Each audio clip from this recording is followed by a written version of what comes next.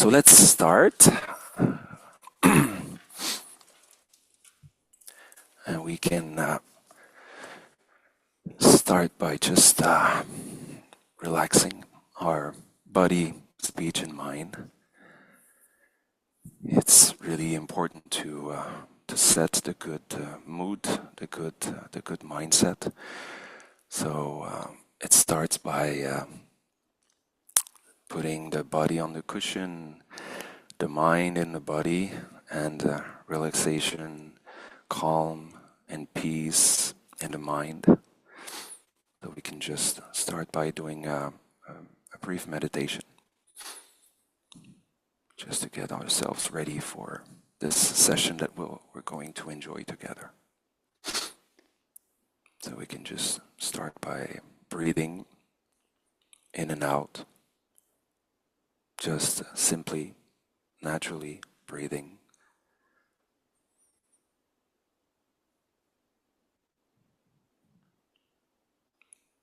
And already feeling the effect of this small activity of setting our attention slowly on the breath.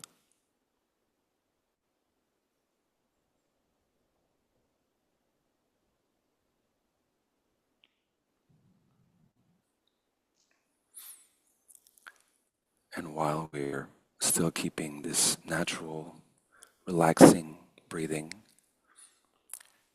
we can start to progressively set our view. As we've seen in lesson 4, we can develop our mind through the 5 perfections, thinking of this place as being the perfect place, a pure realm of your choice. And the text that we will be focusing on being the perfect teaching and the instruction that we receive given by the perfect teacher.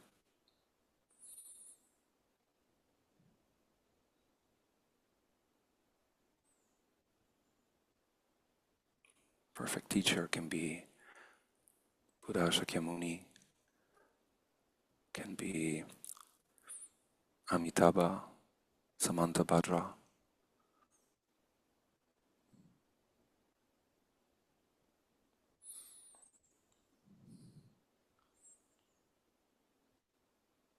and we're sharing this teaching with the perfect assembly.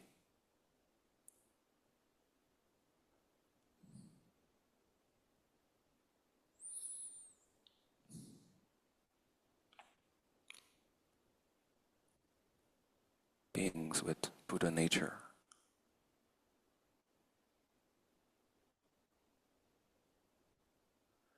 Being surrounded by a multitude of bodhisattvas.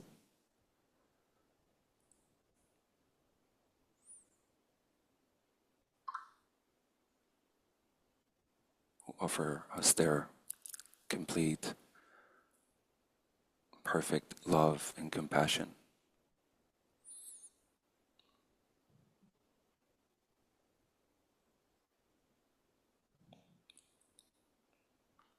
And in this time, without beginning, without end, where the Dharma is always present and flourishing,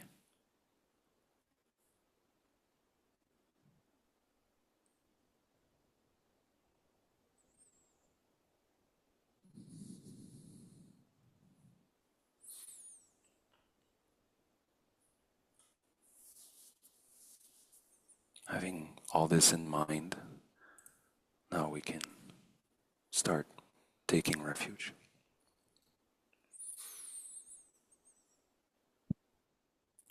I'll say once in English and twice in Tibetan, so you can follow in whichever language you prefer. I and all the 6 classes respectfully take refuge in the gurus, yidam, deities, and hosts of dakinis, and in the Buddha, Dharma, and Noble Sangha, who fill the expanse of space at the level of the sky. Nam kane sanam ga gambaye, lama yidam kandro sonamdong, tange chodam papo ginunla, dam dandrapa kyobi kyapsuchi. Nam kane sanam ga gambaye, lama yidam kandro sonamdong, sange chodam papo ginunla, dam dandrapa kyobi kyapsuchi.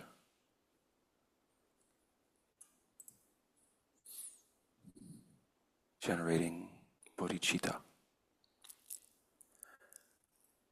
I and other sentient beings, infinite in number, have always been Buddhas from the very beginning. In acknowledgement that this is so, we generate the mind of supreme awakening. Dagdadaya sinchenam yene sange yimbala imbrashipadangidu cham cham chopta samkiedo. Dagdadaya sinchenam yene sange yimbala imbrashipadangidu cham cham chopta samkiedo.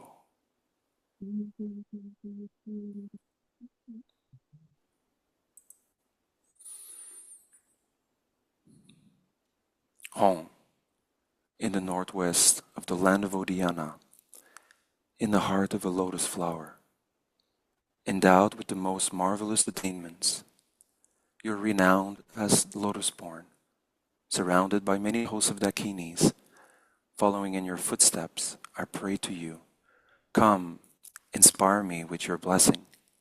Guru Pema Siddhi Hong. Hong Orgian Yujina Chamsam, Pema Gesor Dompola, Yapchem Chogi Nudrumni, Pema Johnny Jesudra, Kurdu Kandro Mampukor, Kiki Jesu Datrupchi, Chinchi Laja Shachaso, Guru Pema Siddhi Hong. Hong Orgian Yujina Chamsam, Pema Gesor Dompola, Yapchem Chogi Nudrumni, Pema Johnny Jesudra, Kurdu Kandro Mampukor, Kiki Jesu Datrupchi, Chinchi Laja Shachaso, Guru Pema Siddhi Hong. Uma Hom Benza Guru Pamasadaho, Uma Hom Benza Guru Pamasadaho, Uma Hom Benza Guru Pamasadaho, Uma Hom Benza Guru Pamasadaho, Uma Hom Benza Guru Pamasadaho, Uma Hom Benza Guru Pamasadaho, Uma Hom Benza Guru Pamasadaho, Uma Hom Benza Guru Pamasadaho, Uma Hom Benza Guru Pamasadaho, Uma Hom Benza Guru Pamasadaho, Uma Hom Benza Guru Pamasadaho, Uma Hom Benza Guru Pamasadaho, Uma Hom Benza Guru Pamasadaho, Uma Hom Benza Guru Pamasadaho, Uma Hom Benza Guru Pamasadaho.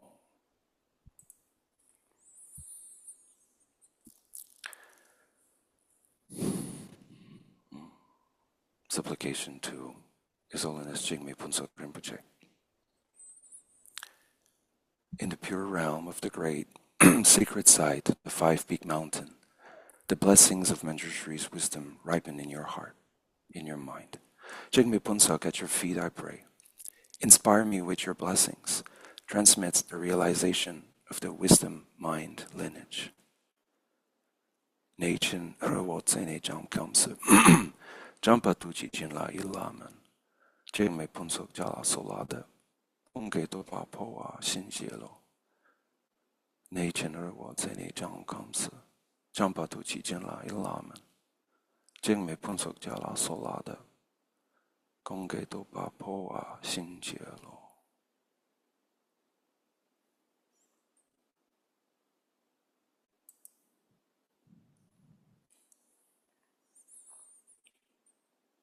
Homage to the teacher, Buddha Shakyamuni. Homage to the wisdom warrior Manjushri. Homage to the entire lineage of benevolent masters. The unsurpassed, profound, and wonderful Dharma is difficult to encounter, even for hundreds, thousands, or millions of eons. Now that I get the chance to see, hear, receive, and practice it, may I realize the ultimate meaning of the Tathagata.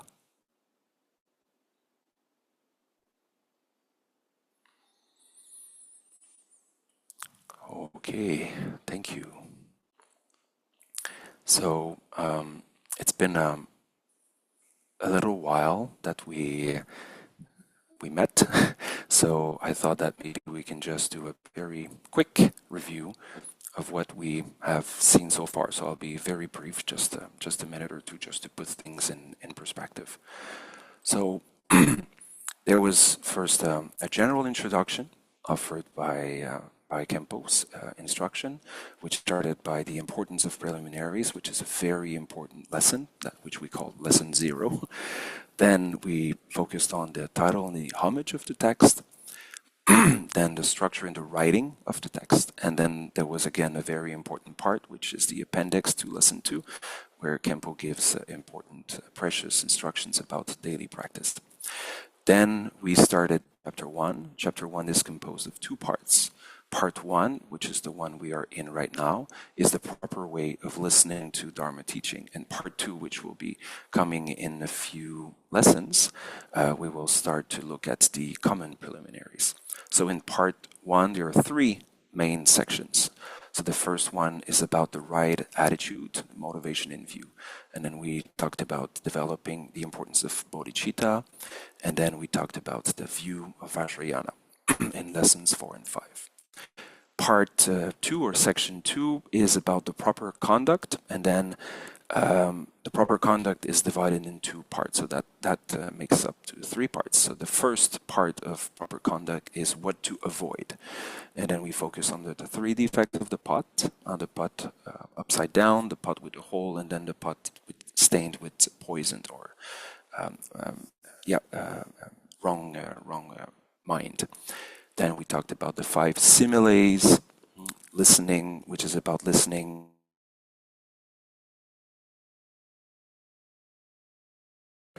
Since lesson 7, we started looking at the 6 stains. So lesson 7 was about pride, lack of faith, and lack of effort.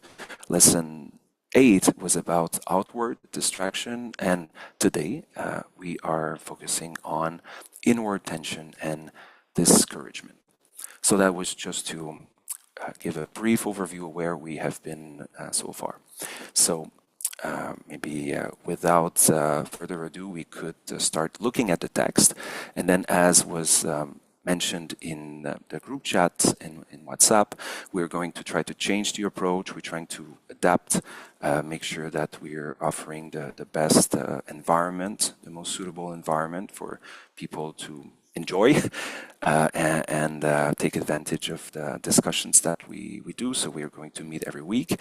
And then what we are going to do this time is to read together, read the text, and then at the same time focus on questions that could be ways of helping us focusing on the text in from different angles.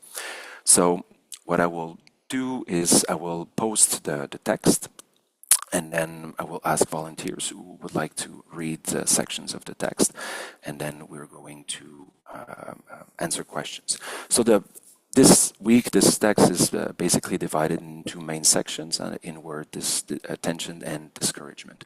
So what we could do first maybe is to look at the main overarching questions that we might be interested in for inward tension. Then we can read the text, discuss them, and then we can focus on the second part. So the text, the section about inward tension, these are the questions that I suggest that we can look at together. So I think it's good to have the questions in mind first when we read, and then we can answer them after. So inward tension can manifest in different ways. We can try to list and describe those manifestations. So Kempo explains that in the text. And then maybe a more personal question, are you personally facing those manifestations of inward tensions? And then this third part will be, how can we generate the proper level of tension, how to better support our practice. So let's look at the text now. Okay, so what I did is I put a few sections in pale. So those sections we won't read because I suspect that you might have read it before. So we're just going to focus on parts of it because it can take quite some time to read. So I would like to see if there's any volunteer who would like to start reading. Oh, I also just saw that. Okay, wonderful. I just saw that Siddharth is also there, so I wanted to say hi to Siddharth. And then, thank you for starting the reading. So do you see well? Is it big enough? Is it large enough? Yes. Yes, Okay, wonderful. So you just focus reading on what's in black, basically. sure. Inward tension. When listening to and practicing the Dharma, make sure you do not focus too intensely. Some people over-focus. They hold on to one specific teaching and insist on grasping it or succeeding in it in its corresponding practice. For example, when practicing techniques that work with channels, energies, and essence, some practitioners focus so intensely that the body becomes unwell and the mind uneasy, which eventually leads to various obstacles in their practice. When listening to teachings, if you focus only on individual words and phrases, you may only remember one detail instead of the whole.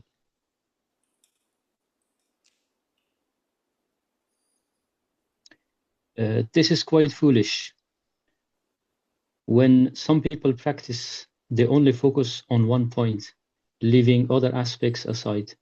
As a result, they fail to grasp the bigger picture. Similarly, when listening to Dharma teachings, some only focus on one item instead of the whole. For example, when a Buddhist story is brought up in the teaching, they remember the story but forget it as soon as a new point is introduced. When the class is eventually over, all they recall is the last part of the teaching, while earlier lessons are forgotten. It's crucial to properly adjust the state of our minds. If you are unable to grasp the basic Dharma teachings, you should devote more time to learning the right conduct while listening to teachings. For example, you need to understand the following aspects: how to take notes on the master's teachings, how to read the text, and after reading text, how to integrate your own understanding with meaning of text and the master's teaching, etc. When attending a Dharma class, some people just listen without referring to any text, so they don't even know what the teaching is about. Others neither read the text nor focus on the teaching. Instead, they just sit in class mindlessly.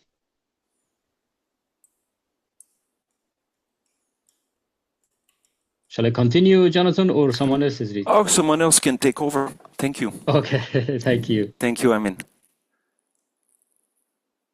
Somebody else would like to read?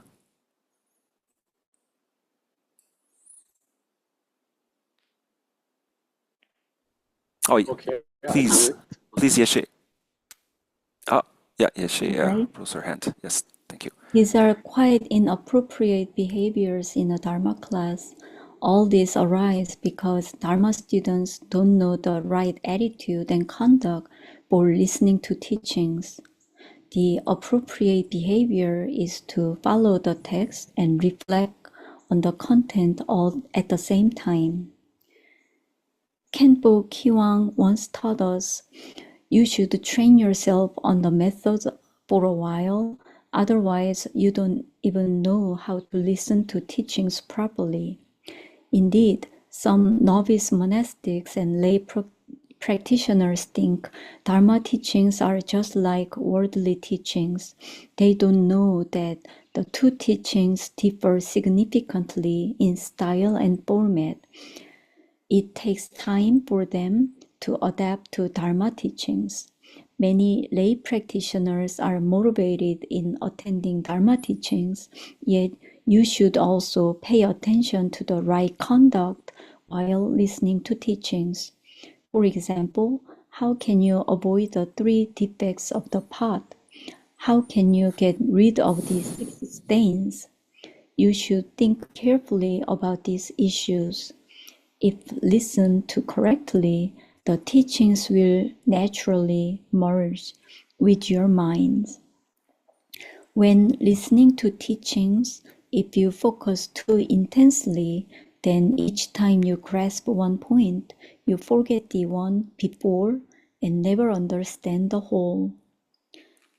Meanwhile, too much concentration also makes you sleepy, as said in Nagarjuna's letter to a friend. Wildness and remorse and hateful thoughts, and dullness, wait a minute, somnolence, Somnolence. somnolence, dullness and somnolence, and yearning, lust, and doubts are hindrances. Please know these five are thieves that steal the gem of virtuous deeds. Feeling sleepy or dullness, sullenness, is a thief that steals the gem of virtuous deeds. Therefore, inward tension, like outward distraction, is a big hindrance in our practice. After years of study and practice, many eminent masters know what the hindrances in their practice are, so they can maintain a balance between being too strict and too loose. In comparison, some practitioners are excessively diligent at the outset. They neglect sleep and food, practicing day and night, sleeping only 3 to 4 hours a day, and disregarding those who try to persuade them that such a lifestyle could harm their health. However, after a while, these same practitioners become too relaxed and slack. They are awake for only 3 or 4 hours a day and spend the rest of the time sleeping. They oscillate between two opposite extremes, which is not beneficial. I will. Thank you. Maybe we can, yeah, thank you. We can ask maybe somebody else to continue. Thank you. Siddharth, did you want to read before?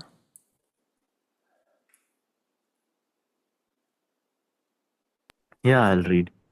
Wonderful. Uh, Dharma practice is a long-term project. It is impossible to earn a worldly college degree just 2 or 3 days, let alone attain transcendental liberation. So please make sure you understand this very well. When you are too loose, discipline yourself to stop slacking off and dedicate all available time slots to practice. When you practice tightly, stop focusing too intently, stay relaxed, and avoid being hasty, as this might lead your practice astray.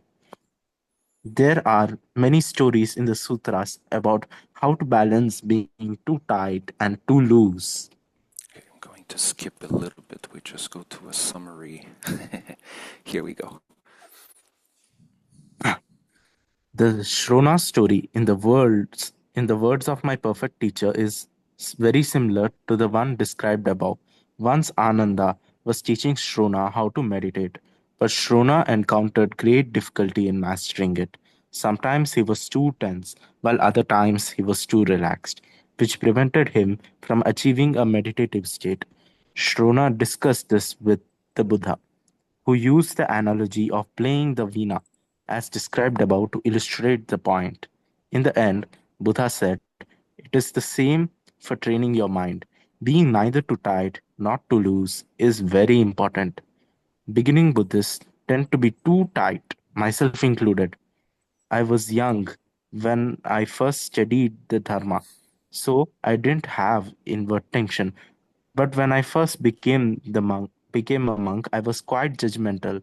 For example, when I saw some old lamas' behaviors didn't strictly follow the precepts, I thought, what kind of monks are they? Now that I am a monk myself, I must follow the precepts 100% and behave appropriately. Those monks received their ordination so many years ago. How can they still talk and act in this way? I had many such judgmental thoughts at that time. I paid a lot of attention to my manners and took pride in my image, while in retrospect, I now see was actually quite superficial. Some householders are like this as well.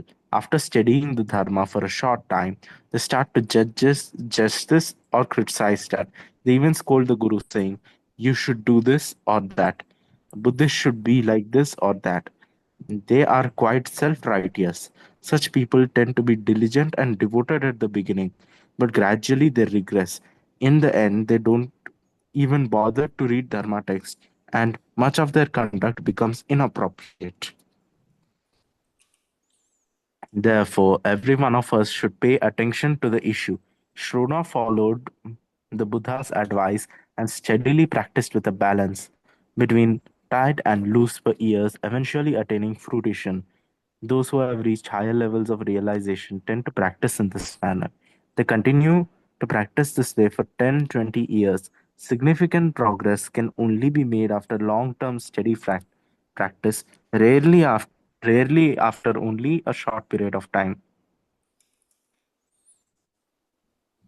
If possible, you should check texts such as the connected discourses of the Buddha and the treatise on the great perfection of wisdom for instructions on adjusting the mind and carefully contemplate those instructions. Thank you. Maybe somebody else?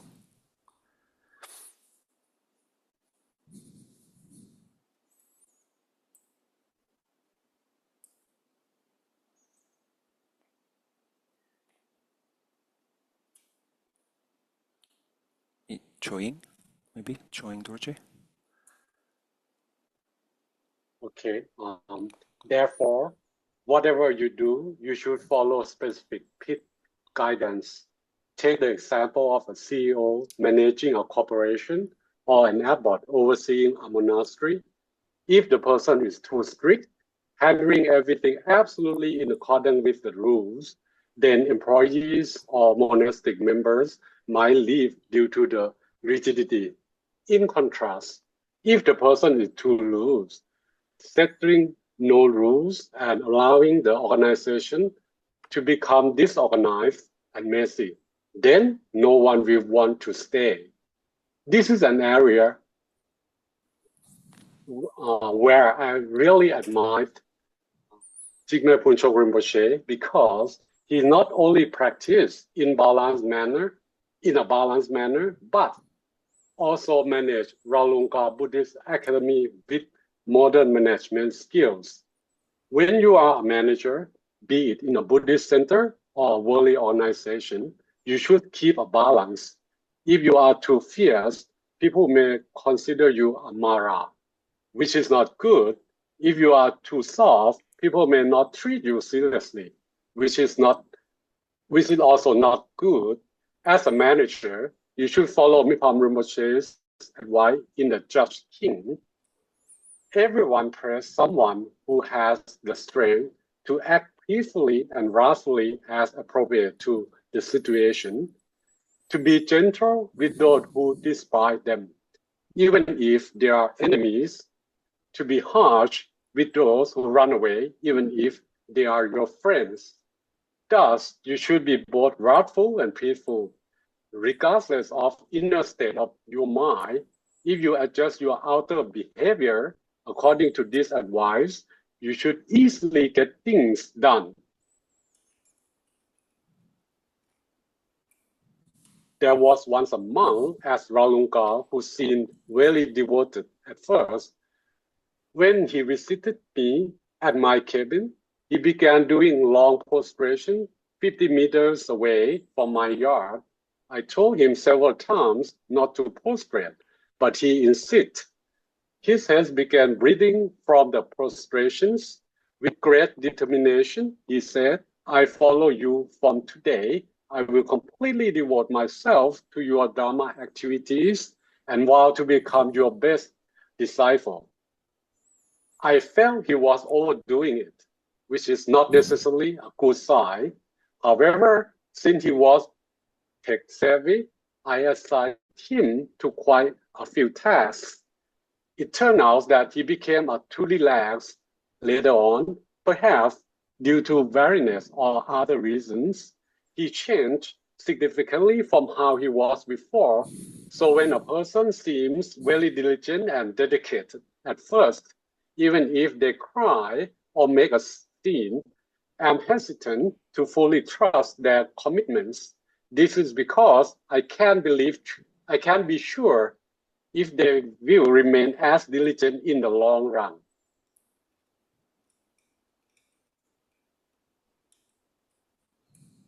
Dakini Majigrabdon, 1055 to 1149 said, neither to tie nor to loose. This is an essential point for the view. Majik Lobdon was a quite well-known Dakini or sky dancer on the Tibetan patrol.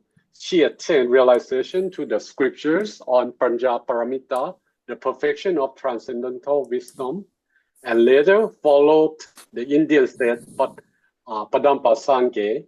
She established the lineage of Je based on the Paramita Sutras, which is still often practiced among Tibetan Buddhists from various schools. She also praised many dharmas or hidden treasures in sacred mountains, some of which were revealed by eminent masters of the later generations. There are varied descriptions of her birth and death years. Some say she was born in the 1103 or died in 1204. Others say she was born in 1031. Nevertheless, with her compassion and realization of emptiness, she accepted innumerable beings. Through integrating body offerings with compassion and emptiness, she subdued many nagas, ghosts, spirits. As a great and accomplished master, she advised the practitioners of later generations not to let the mind get too relaxed or too inwardly concentrated. If too tense, the practice may go astray. For example, some retreatants only focus on the practice and become somewhat unhealthy, both physically and mentally. When a retreat is over, their eyes are red, their hair is very long, and they may appear frightening to others. If they become too relaxed, it is similar to when practitioners abandon their retreat and choose to have fun in the cities. They put the law of karma on the back burners, and everything like empty space seems to no longer exist. There are many practitioners like this. Therefore, do not let your mind get too tense or too inwardly concentrated. Allow your sense to be naturally at ease, remaining in a balanced state between tension and relaxation. This is profoundly important key to our practice. Arahapa says, the mind is liberated when the constraints are untied. However, many people are very constrained by their longing for liberation. They say, Guru, can you beat me with the stick? I really want to attain realization. I have not had the chance to study the Dharma in the past 20-something years. Now, I have finally started to listen to the teachings. I realize I have missed so much. There are so many sutras and shastras that I have not studied. There are so many states of realization I have not experienced. I feel I'm in a great hurry to catch up. I must attain divine vision right away. Such practitioners may even try to hit their heads against the wall, wishing for a divine vision to appear. This is always very unrealistic. Practice takes time. Beginning practitioners shouldn't be hasty. It is wonderful that you have encountered the Dharma, but ensure you advance step by step, just as you eat food bite by bite. In doing so, the states of practice will naturally arise in your mind one by one. Dharma practice requires long-term persistence. Many great masters in the Tibetan regions and the Han regions, the Han areas of China practice with perseverance and consistency for 10 or 20 years. It shouldn't be that you are diligent only when the Guru is bestowing empowerment. During 1 or 2 teaching sessions, or while reading 1 or 2 books, such temporary diligence can hardly help you to attain revelation right away. You have to set long-term plan. Only by doing so can you succeed in your practice? In summary, do not let your mind get too tense or too inwardly concentrated. Let your senses be naturally at ease, balance between tension and relaxation. Of course, some people are good at relaxation.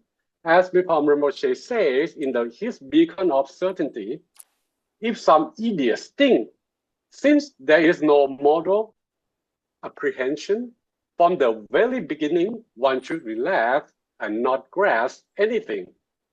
Then, because of all beings are quite relaxed in their ordinary state, always wandering in the three worlds of samsara, there is no reason to encourage or remind them. Nevertheless, as beginning practitioners, if you do not know how to properly adjust the mind, if you become hasty about studying the Dharma, you should study this, you don't want to miss that, and especially if you insist on attaining realization while meditating in retreat, you may ruin your health in the end. As a result, you will fall into a vicious cycle. You become hastier and more anxious, so your practice is less likely to be successful. Therefore, please do keep this advice in mind. Oh, good, good. Thank you. Thank you all for this reading. Okay, so maybe we can once again look at those questions that we first saw. So, inward tension can manifest in different ways. Can we, or did we spot different manifestations that were described by Khenpo in his teaching? So I would be curious to hear you about this, like based on what we just saw.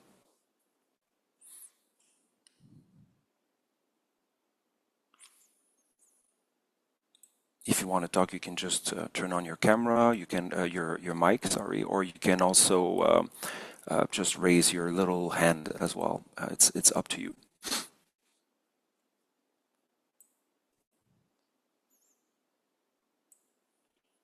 I'll put the text back again here. Yeah. Yes, I mean. I was very tense. I wanted to meditate more, and like I think I was very intense trying to get somewhere. Somebody actually told me, why are you in a hurry? Where do you want to get? Because I wanted to stay awake at night and practice. Yeah, and they pointed out maybe it's my greed. I'm greedy. I want to get somewhere. Then slow down a little bit. But sometimes I feel like there is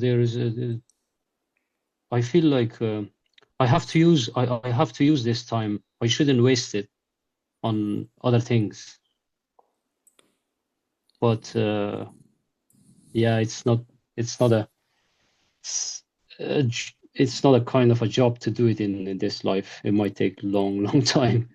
Sorry, just wanted to share that. Okay, that's interesting. So you're basically highlighting maybe one type of or one manifestation of inward tension, which is to over focus on a practice, which is one of the things that that Khenpo mentions in the text. So we're talking about over focus on a specific teaching, but in your case, it might have been over focusing on one specific practice. Yes. Yeah, so that's quite interesting. And did you at that time when you were doing it, did you feel was everything going well? That I felt I needed to push myself. I felt I needed to push myself. Like it worked for me. If I'm too loose, if I take it easy, I wouldn't get anywhere.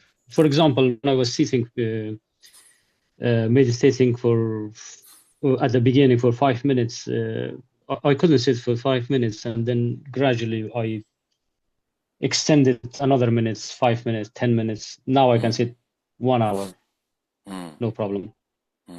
There was pain, and also there was distraction, like my mind was telling me, do this, do that, do this. And instead of sitting down, I felt like I needed to push myself a little bit. I don't know. Well, I guess I don't know how other feels about this, but in a way, this is what we we have to do. We have to push ourselves because it can be easy to become lazy or distracted and give priority to other things. Maybe this is something we'll also focus on in a few minutes about how to generate the proper level of tension. But my question would be then, like when you were doing when people were asking you why are you doing it this way, like were you also, because a question that arises eventually is how long can I sustain such a high level of practice? Because very often, I don't know about anybody else, but it was my case. At some point, I was extremely enthusiastic and then practicing very, very long hours, and eventually I felt burnt out because you're lacking sleep, and you still have daily, like in my case, I have a full-time job and I have kids, and so eventually at the beginning it worked, but it felt like the candle burned quite quickly. So I was wondering if you were having this feeling as well, or maybe you didn't reach that point. Yeah, I understand what you mean. But yeah, sometimes, well, all the time, not sometimes. It's much better to relax a little bit. I know that, but yeah, now, yes, absolutely. I get burned out as well. Yeah, I get discouraged. Yeah. Okay. Yes, Yeshiana. Thank you, Amin, for sharing. Well, when Amin was sharing his story, I totally can relate myself to that. And on top of that, what kind of was hard for me when I was focusing too much was when I didn't get a good result. I was so frustrated and disheartened, disencouraged. So that sometimes I like if somebody bother me meditation, I got angry. So at the point I realized, oh, this is not the right way. I should balance, but I don't think I really know how to balance it. And with like a topic of how to not to focus too much as we are listening to Dharma is like if you focus one thing, you forget the other points, or when you if that you forget the previous points. That was I was listening to the campus teaching, and also today reading the session. It was that is so me. That is 100% me. And then forgetting almost everything except the last part. And even worse, sometimes I only remember the joke that was made during the time. And so that is I'm so guilty of. And I think hopefully, or I think many people experience like that. That's why Yeah. that's why it's written, because so it's a problem, like a common problem for so many people, not just me. And another thing that caught me during Kento's experience is he was a young monk that he despised other people who's not practicing properly. I mean, I think it was a little bit different context, but I can relate on that too. And not a good attitude, like being critical to others, which actually subconsciously means you're pretty critical on yourself too, or are too proud of you being like doing things perfect, or like thinking your way is the only best way.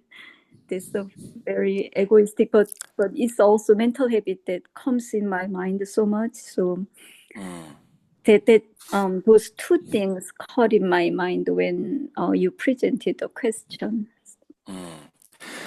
Yeah, That's that second part maybe is quite interesting. Well, the first, because you mentioned two other ways of creating inward tension. The first is to have a narrow focus on the teaching, so just basically focusing on the last things that were said and maybe losing the bigger picture. And now you're talking about having this like a rigid view.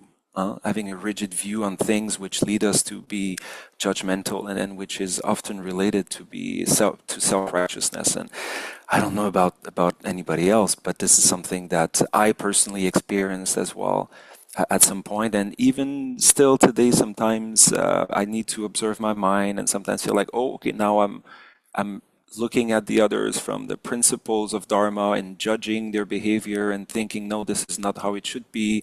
And then I have to think, oh, no, this is, I should be looking at myself, not at others. But this is kind of a temptation that maybe we can have. And then this can be a sort of manifestation of self-righteousness. Indeed. Yeah. Yeah, that's quite interesting, quite particular. Yeah.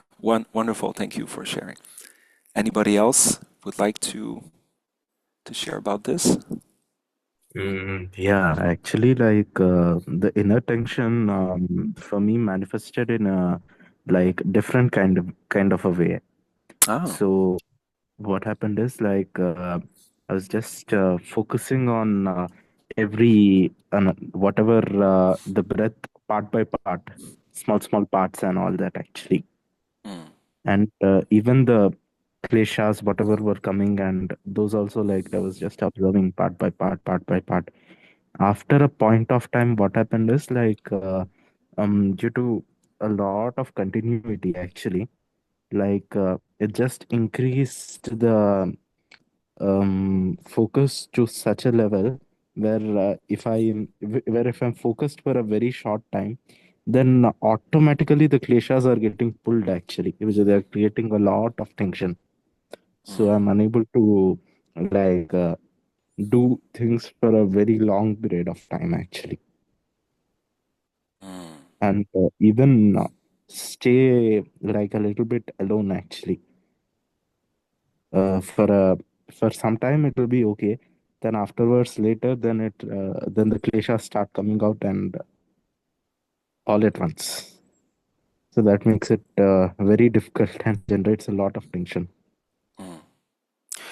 So if I understand well, like by focusing on like micro, in a way, like micro aspects or elements of the practice, like focusing intently on those, eventually leads to kleshas coming. Is this what I understand from you?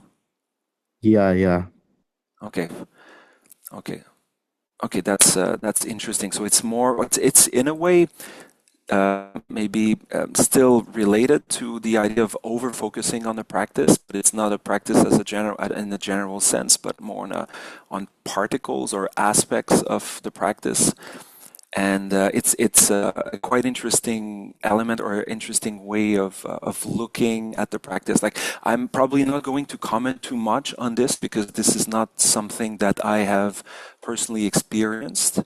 But I can understand your point, and then what I've heard, and also in a way experienced is that the more we pay attention to things when we practice, the more eventually we create rigidity in our mind. Like if I really focus on a specific aspect, then this eventually creates rigidity in the process of meditation.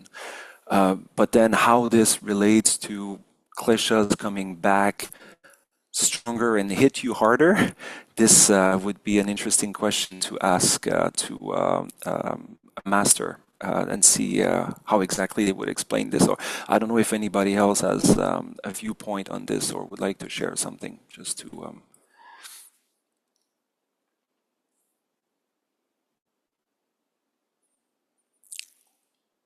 because it's quite particular, quite interesting.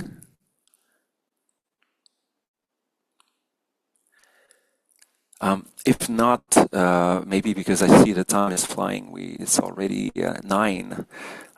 Maybe there's the last part on how to generate the proper level of tensions. Maybe this one we could just quickly go through what elements that are presented by Kempo before we move to the second part of the text. So 3 elements that I personally highlighted like as more general elements. So monitor your state of mind. So being able to be aware of what happens in our mind and adjust attitude and behavior. And that's what he was saying, that the masters of the past were able to actually see what they were doing, see their progress and adjust accordingly and seek help and seek advice as well. So the second point is to pace your rhythm, control your enthusiasm, because we could be sometimes over enthusiastic on the teaching, on certain words, or on the practices that we do, and eventually we can burn the candle too quickly. So it's important to pace ourselves and know that we're there for the long run. Like it's not going to be a quick sprint. It's a marathon that we're participating in. So we need to control the enthusiasm without extinguishing it, obviously. And then the last part, be at ease. We need to find a way to relax ourselves when we're too tense. And this is always what the great Vajra masters are saying. Relax, and this is something that sometimes can be so hard to do, just to relax, but obviously not too much, because if we relax too much, then we might start losing the pace and losing the rhythm and losing the energy. So it's kind of a delicate balance to strike between both. But I think Kempo is giving some quite precise suggestions about this, which is quite nice. Okay, maybe we can move to the second question, which is about discouragement. So in the process of listening to the Dharma, what can cause discouragement? Do you happen to feel discouraged when listening to Dharma teaching, when practicing? How can we avoid or overcome discouragement? And finally, if we can't avoid it while listening to a Dharma teaching, what should you or we do?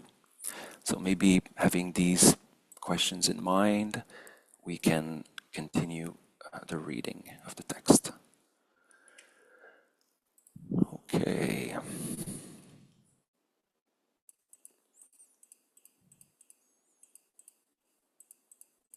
Here we go. So maybe people who haven't read yet, so I don't know if Sally would like to read. Sure. Discouragement. When you get hungry or thirsty during an over a long teaching, or suffer from being exposed to wind, rain, harsh sunlight, and so forth, you should not become discouraged and grow weary of listening to teachings. Physical conditions for Dharma teachings in the past were very challenging in the Tibetan regions. When I first came to Larongga, the Dharma hall, while I listened to my guru's teachings, was quite shabby, but it still sheltered us from the rain and wind. However, for nearly 10 years, when my Dharma peers and I gave teachings or received oral transmissions, we were out in the open, exposed to scorching sun and fierce storms. One winter day in an outdoor yard, I tutored 70 to 80 Tibetan lamas on commentaries on Vedic cognition, which Jimapunto Rinpoche had just taught it.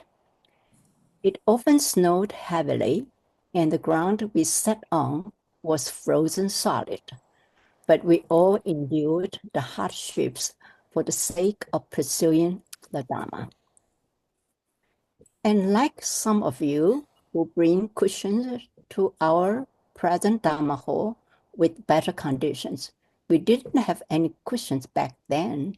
We sat directly on frozen ground. We also didn't have clocks, so we were covered in snow and literally became snowmen. Sometimes a sudden gale would blow, sweeping away the pages of our scripture texts, and we had to chase after them. Such incidents were common back then. Nevertheless, all of us persevered. Whenever we thought of past eminent masters' austerity and the sacrifices they made in pursuit of the Dharma, we would feel a sense of contentment about our own experience. By comparison, some Buddhists complain, it's too tiring to walk to attend a teaching, or it is so challenging to sit on the concrete floor. Alas, they are a bit too picky. Please don't get discouraged when the teaching lasts too long. Warning, why are you talking so much? Please dismiss the class and let us go. People who think this way may lack merit. In fact, the longer the teachings, the better. However, many people don't think like this. If the master teaches well, they feel time passes quickly. But if the master appears to give lengthy teachings, they start to complain. Regardless, what the master teaches is Dharma, and Dharma is so rare and precious that no matter how long the teachings are, you shouldn't get tired. Compared to their predecessors, today the Dharma's masters don't teach as much, so Dharma students have less access to teachings. In the history of Tibetan Buddhism, Lama Tsongkhapa excelled at Dharma teachings. Once he was by a fire with disciples, talking about the stories of eminent masters in the Tibetan plateau and India. Lama Tsongkhapa said, in the past, the Tibetan masters who taught most in the same period was Kotak Dharma Deshak. During one Dharma assembly, he could teach 11 different texts in a single day. Then the disciples earnestly requested Dharma Tsongkhapa to do the same thing, teach 11 texts in one Dharma assembly. Persuaded by their sincerity, Lama Tsongkhapa replied, maybe I can if I try a bit harder. Lama Tsongkhapa then entered a 20-day retreat, reviewing sutras and shastras. When the retreat was over, he announced that he would teach 15 different texts. Hearing this, the audience was very happy and came from all over the Tibetan region to join the Dharma assembly. As promised, Lama Tsongkhapa taught 15 texts every day and never skipped one. Back then, the Dharma students were also very persevering. Imagine how you would have felt if you were listening to 15 teachings every day. 2 short texts were finished early, so Lama Tsongkhapa replaced them with another 2 texts, bringing the total to 17 shastras taught during the Dharma assembly. Later, in another Dharma assembly, Lama Tsongkhapa taught 21 shastras. Many masters in Tibetan Buddhism were truly remarkable in teaching the Dhammas. Back then, those Dhamma students were not like some of us today. Some lay practitioner in a Han area recently spent 3 hours on a Sunday afternoon hearing the Dhamma, and they whined, my butt really hurts. My leg feels like soft jelly, or my legs are so stiff and hard. Well, I'm not sure how you define legs, soft or hard. The flesh on the feet is soft. The bones inside are hard. And the feet are simply as they are. I never understand why the feet become soft or hard during Dhamma teachings. Okay, maybe somebody else could read, give a break to Sally. Thank you, Sally. Okay. I don't know, Christina, maybe if you want to read. Okay. If the householders were asked to watch a 3-hour soap opera instead, I wonder whether they would feel tired at all. They might want to keep watching, eyes wide open, deeply engrossed in a storyline. They can even skip meals, drinks, and bathroom breaks. They really work hard on this. Today, people are like this. They spend as much time as possible on insignificant things. It is just like a young kid who can spend hours play outside. But if you ask him to do homework or read books, even just for 1 hour, he complains, I cannot do it anymore. Can I go outside a bit? Similarly, ordinary people start to have all sorts of issues when they begin do something meaningful, including listening to teachings or practicing the Dharma. So please persevere with Dharma, uphold faith and devotion, and refrain from feeling tired of listening to teachings. You spend 1 out of 24 hours a day listening to the Dharma, and you may do other things during the rest of the 23 hours. Many householders living in the city only spend 3 hours per week attending a Dharma class in an afternoon. Given the many hours you have in a whole week, spending 3 hours on the Dharma is not too much. Please stop complaining by saying, I've listened for too long. Now I cannot straighten my back. Alas, does it mean that listening to the teachings damages your spine? Of course, if the teaching goes on for too long and you become impatient and really don't want to continue, you can always follow Kempo Nagawan Pazan's advice regarding getting discouraged when listening to the teachings. If you feel hurry and hungry and thirsty during the teaching that goes on for too long, or have to put up with discomfort from the sun and rain and so forth, there's a risk you will want to leave the Dharma and the teacher. So before you accumulate the bad karma of giving up the Dharma, you should pray that you will meet the teacher and receive teachings again, and then leave the assembly. This piece of advice is indeed a pith instruction. Listening to teachings is not something imposed by others. It is for our own liberation. So the act of listening embodies great meaning. It is understandable if the householder doesn't grasp this, but as a monastic member, since you choose the path and forsake all worldly things, you should be eager to listen to teachings. Many householders live in the city, choose to study together. This is admirable. They are like kids without parents around.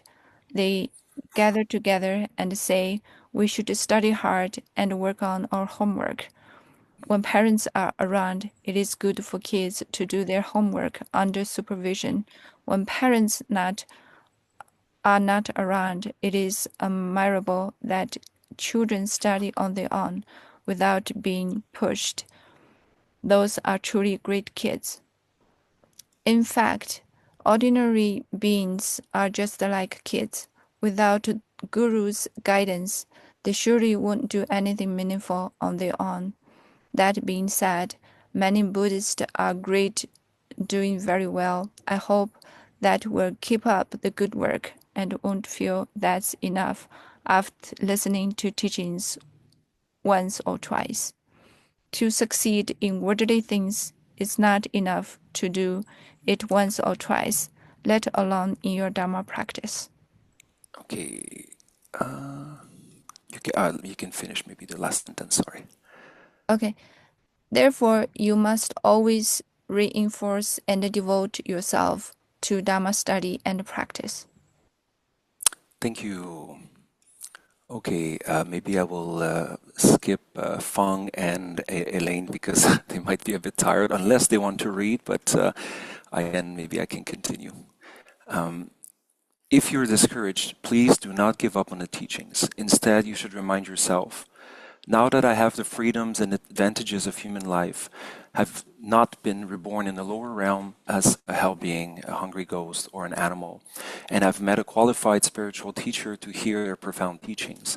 This is the fruit of merits accumulated over countless kalpas. I must appreciate the opportunity as much as possible. What are the qualifications of an authentic teacher? There are many characteristics involved, but in a nutshell, the Gelug lineage considers the most essential characteristic as renouncing this life. For Kadampas, it is upholding pure precepts. For both Sutrayana and Vajrayana masters, and for Nyingmapas, it is having bodhicitta, as advocated by lineage masters such as Patrul Rinpoche. In the Great Chariot, a treatise on the Great Perfection, Longchenpa particularly says that a Vajra guru must have 8 characteristics, such as being well versed in tantras, having perfected the mantra practice, having signs of approach and accomplishment, and so on. Moreover, Longchenpa adopted his guru Rigzam Kumaradza's viewpoint and added 1 characteristic, having pure lineage transmission. Of course, it is hard in the degenerate age to find a teacher with all the above-mentioned characteristics. Therefore, as long as the teacher is well-versed and compassionate, they can be considered a qualified teacher. It is very fortunate to follow such a teacher. I often think I am so fortunate to have met Jigme Phuntsok Rinpoche in this short life. It is really the fruit of merits accumulated over tens of millions of kalpas. Many practitioners go astray. Due to their lack of wisdom, they are complacent when encouraging a charlatan teacher and proudly boast about their luck in finding a teacher. They don't realize that some of these charlatans are simply heretics. Anything can happen in this degenerate age. Therefore, it is so very precious for us to have received the profound teaching and perfectly integrated Sutrayana and Vajrayana from Jigme Phuntsok Rinpoche, who is a great enlightened master comparable to the Buddha and who carries the clear, pure, and unstained lineage. We shouldn't have even the slightest doubt about this. It is truly a blessing that we have met Jigme Phuntsok Rinpoche's teachings in this chaotic era. This is a great merit in itself, and we should feel so blissful. Some lay practitioners know well that it is due to especially auspicious causes and conditions that we have this great and rare opportunity to listen to the teaching and practice at the same time. First, we must find a qualified teacher who has mastered the entire meaning of Sutrayana and Vajrayana. Then we follow a sequential order of practice, starting from hearing and contemplation, and then advancing to meditation. Meanwhile, we uphold precepts, which plays a fundamental role in our practice. By doing all these, we will perfect our Dharma practice. It is not just random happenstance that we encounter such supreme Dharma in this life. As stated in the Mahayana text, such as condensed transcendent wisdom, the reason we can listen to the profound Dharma now is due to merit accumulated over innumerable kalpas. Some people think it is totally by chance that I took my ordination. I had a fight with my family which made me become a monk, or I study Buddhism because of the influence of my partner or my friend, or I came to Larangar for no particular reason. Actually, the reasons they mention are just secondary causes. The substantial causes are that they established an affinity with Mahayana Buddhism in previous lives and accomplished virtuous deeds in the presence of innumerable gurus and Buddhas. When you listen to my teachings on condensed transcendent wisdom, you will learn that you just hear teachings, and to hold the text in your hands, you need causes and conditions from previous lives. Otherwise, you may not hear even if you listen. You may not hold even if you are reaching out, and you may not see even if you look. This is the law of karma, which was taught by Buddha himself, not fabricated by our conceptual mind. Sorry, I'm checking 20, how many pages left? I want to be sure that we have enough time for a little conversation. It is indeed very rare to hear the Dharma. As stated in the Sutra of the Buddha speaking to the unprecedented causes and conditions, it is hard to encounter the kalpa where the Buddha was born. It is hard to hear Dharma teachings. It is hard to retain one's life. It is hard to succeed in the path. Being able to hear such profound teachings now is truly like having a meal once every.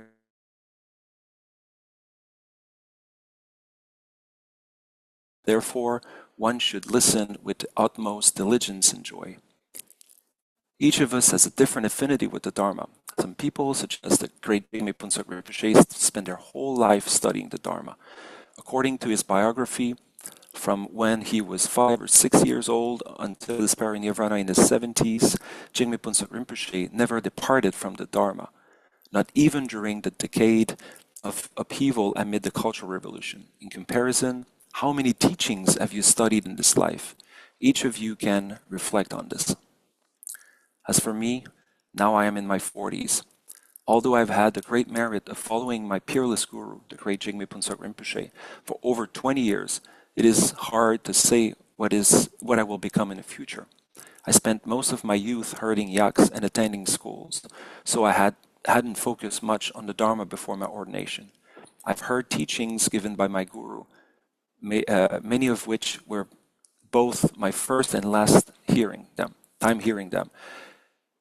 Many of you might have the same experience. So whenever you can listen to the teaching, please do appreciate the opportunity as much as you can. When some people follow a teacher, they prefer to choose someone famous. It is fine with them even if the teacher has no great qualities. This is not right. You should first examine the teacher and follow them if they are qualified. After following the teacher, you should have great faith in the teacher and in the Dharma. And you should refrain from examining your teacher with your conceptual mind. Specifically, you should act according to the Dharma and listen to the teacher's teaching with great respect. It is imperative that you endure all hardships and difficulties and listen to the precious Dharma with great joy. Some people encounter a lot of pressure and have to face many situations when listening to teachings. Make sure you practice with patience and perseverance. Most importantly, you should have joy toward the Dharma. Okay, I'm just going to skip a little bit here. I was reading this text and skipping sections, but then when you don't read out loud, you don't realize how long they take to read, actually. The power of the mind is incredible. Whichever text you're listening to, make sure you have joy about the Dharma and think, listening to teachings bring great merit. Now that I have this supreme and precious opportunity, I shall listen to teachings by all means. You should be like some Dharma students who you shouldn't be like Dharma students who always bargain with the person in charge of the group study, asking, can I skip today's study? My friend is sick, or can I attend the teaching today?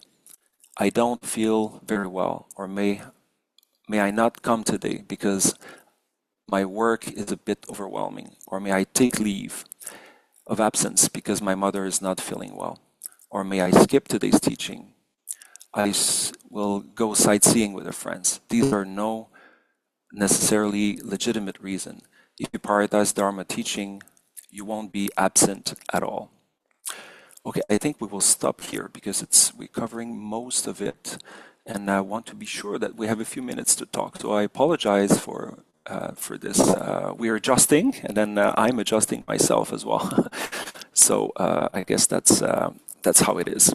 So I would like to maybe hear you a little bit about how you feel or how you encounter discouragement, like maybe before Amin mentioned, and maybe also Yeshiana mentioned a little bit about discouragement that we can encounter. So I don't know if you would like to talk a little bit more about discouragement based on what we have heard in Kempo's teaching, and perhaps how you overcame or overcome discouragement.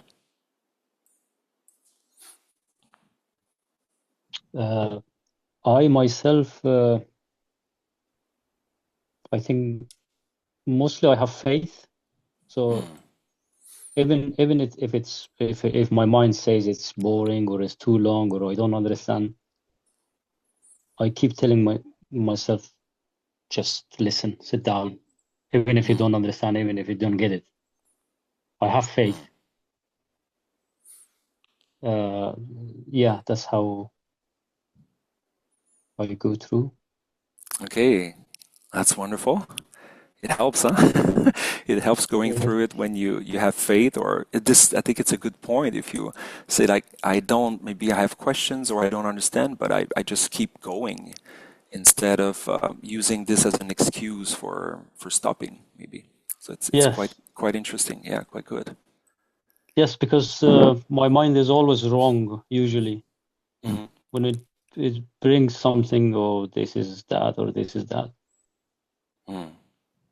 I just listen. I said, okay, I'm gonna sit down whenever it's finished, or whenever, how long it is, or it's whatever it is, Mm. or I've heard this twice or many times. And I try not to listen to my mind, whatever it says. Uh-huh. And Good. it's really precious. Yeah, there is always something I didn't understand before. Mm. Yeah, especially if we listen more than once to a teaching, and if we listen carefully to that teaching again and again, normally we learn more things. We gain Yes, a absolutely. new perspective. Because also we somehow we progress, and then the next time we hear it, we have an angle or a new understanding based on our own personal experience as well. So it's also a motivation to allow ourselves to listen to a teaching more than once. Yeah, absolutely. Mm. Wonderful. Thank you. Somebody else? Yeah, actually, like discouragement, like it used to come pretty often. Like especially like whenever I had a strong klesha, whenever I had a strong klesha, a strong restlessness. So what happened is like I just when I read Lama Tsongkhapa's work actually, in that he mentioned something about joyous perseverance actually. Mm. So what he described in the work is like whenever we persevere actually, so instead of like just mulling over, just doing continuously without just taking an ox in the field, continuously just doing it. If we cultivate a kind of intention actually, like of compassion, Mm. moment to moment, or the joy moment to moment actually, when persisting with the teaching actually, so that helped a lot, and in fact like it just transformed the discouragement into encouragement. Mm. So mostly I feel discouragement is the lack of that the kind of joy that we get, the kind of joy or the kind of compassion that we feel actually. Mm. That's a good point. Yeah, thank you. Mm. Somebody else would like to add something? I want to add something. Campbell also mentioned, like a group study is very important. Yes. Because we have a small group with Fan and other Dharma friends. We are same people. We're studying more than probably 6 years together. I think if like a one person, we completed probably 2 or 3 courses. So one of them probably 2 years, 1.5 years. So those like the big book textbook. So I think without to continue with the book group study, we can remind the people and bring everyone going forward with the study, because once we reach one point, like what Siddhartha said, like people were enjoying this study and really realized the lineage blessings and really appreciate the masters, our master Khenpo Sotaki and Khenpo Jime Phuntsho. At that time, kind of our mind is changed, and we have created a lot of joy and appreciation when we study. That's all I want to add. Thank you.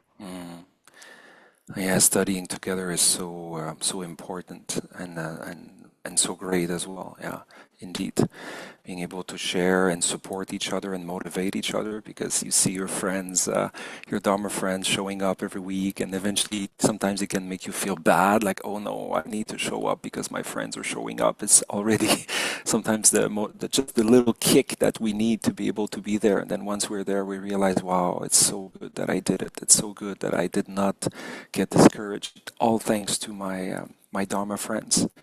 Yeah, we can through the blessing of the Master be together. It's quite amazing. Yeah, it's already it's already 9:30, and it's quite interesting because this is a format as well that we're playing with, and then in another group it's a 2-hour format. So I realized that the way I prepared it is would work better for a 2-hour format. So for note to myself in the future, I will condense even more the text because it's a learning process. But it's so great that we've been spending this time together. And maybe just a few minutes before we do the dedication, I just wanted to summarize the points that Khenpo mentions, because in discouragement, in that section, he's quite clear. It provides a lot of instruction. So he would say basically that the causes of discouragement come from 2 different sources in a way. So first of all, it could be external circumstances. It's too hot, it's rainy, it's cold, or things like that. But mostly it's because of personal attitude towards the teaching and towards ourselves as well. And I think Siddhartha mentioned a good point about if I don't feel joy, if I'm not joyful enough, this might eventually lead to be discouraged much more easily than if I approach this with joy and with the proper mindset. And then throughout this section, Khenpo gives a lot of suggestions on how to overcome discouragement. So it's quite a very practical section. So if we just basically quickly summarize them, because obviously they're all in the text. So rejoice in today's comfort, because it's much easier today than it was before to receive the Dharma. Think of the preciousness of the Dharma, how great the Dharma is, and this can help us eventually develop a true refuge in the Dharma as well. Think of today's teacher, that today's teacher are not as demanding as those of the past, because they were teaching a lot more. But at the same time, think that whenever we receive teaching, it's great because it's through the generosity of the teacher that we can receive it. Study together, as just mentioned. Remember precious human life. And I think talked about this a little bit, like we want to practice, because this life is short and we don't know when this will end. And coming to Christina's point as well, rejoicing in the presence of a qualified teacher. We're so lucky to have a qualified teacher to guide us. And think of our own merits. The chances that we receive the teaching today is because of all the merit that we accumulated in the past, and we should rejoice in this. Use obstacles on the path as well. Like if we have difficulties, this is a way for us to train. It is a way for us to improve our mind and then improve our practice. And observe our mind and habits and prioritize. If we study Dharma once a week, 3 hours a week, it's not too much. So we need to think and set our priorities straight so that we can avoid discouragement and make more progress on the path. Okay, so just a very quick summary of things.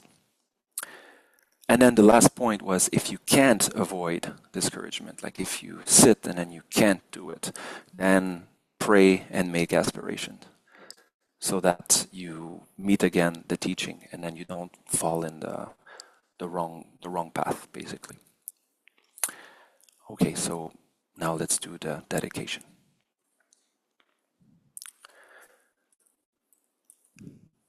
Just as the warrior Manjushri attained omniscience and Samantabhadra too, all these merits I now dedicate to train and follow in their footsteps. As all the Buddhas of past, present, and future praise these aspirations as supreme, I now dedicate all these roots of virtue for all beings to perfect good action. By this accumulation of merit, may I obtain all-seeing omniscience, and may all faults be defeated. The whirling, turbulent waves of birth, aging, sickness, and death from this ocean of samsara, may I liberate beings. Om Ahom Benzer Guru Pema Siddhahom. Om Ahom Benzer Guru Pema Siddhahom. Om Ahom Benzer Guru Pema Siddhahom. Okay, thank you everyone. Thank you for your presence. Thank you very much, everybody. Thank you, Jonathan. Thank you. Thanks, everybody. Thank you for your hard work. And see you all next week, everyone.